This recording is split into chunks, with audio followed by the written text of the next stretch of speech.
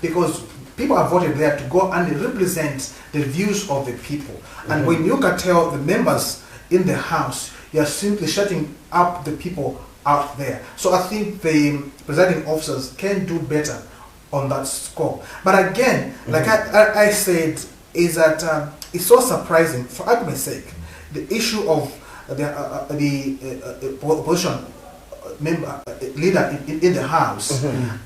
You found that the Commonwealth tradition is such that when the matter is before the court, the Parliament cannot pronounce itself. And when the matter is before Parliament, the court cannot pronounce itself. The matter was in court. But what happened? Honorable Nelly Moti went ahead and made those decisions. Already you're seeing that all that is watering the rule of law. And when moved to judiciary, judiciary has not been spared itself. Why do I say so?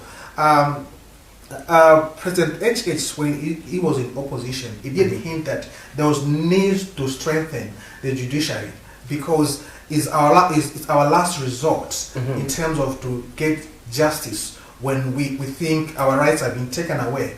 But again, if you talk about strengthening the judiciary, it's also to deal with laws which affect how judges are appointed to sit on the bench. So what I expected for the UPND government under the leadership of HH is to deal with those laws which hinge on the appointment of judges sit on the board, so that one, there's transparency and there's merit in how people sit on the board. But the same laws which were being applied then are being applied now. How do we expect there will be any difference in terms of how we apply ourselves? And that is why you've seen a lot of issues in the judicial realm, as it were. So this is an indictment on President H.'s leadership and government, as it were. Now, Honorable, I would like to also find out from you. I know you did mention or did explain in terms of how we've seen a shift in the operation of Parliament as well as the country's political landscape. But here's a report that was filed by Variety Institute Democracy, VDEM, that did indicate that Zambia is in the top 3 countries in terms of the democracy improving. Now, having highlighted all those issues, are you of the view that this report is defunct?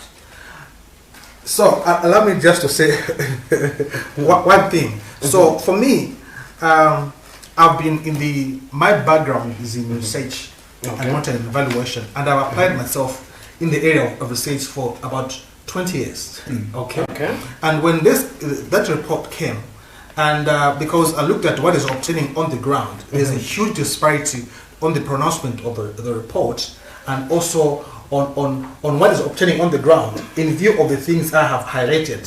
So what made me now do is to try to find out which institution is this? Okay, where do they come from? What do they stand for? Let's begin from there. Yes, interesting. So basically, it's Varieties of Democracy Institute. It was founded in 2014. Okay, in 2014, and the founder is Professor Stefan Lindesbeck. Okay, he's a political scientist, and also is a lecturer in the university called Gothenburg in Sweden. Okay, so and he is a principal investigator of the institute and also the director of the institute. Okay, and does not end there. He has applied himself in many areas of academic sphere, but also if you look back, he was a parliamentary advisor to Ghana.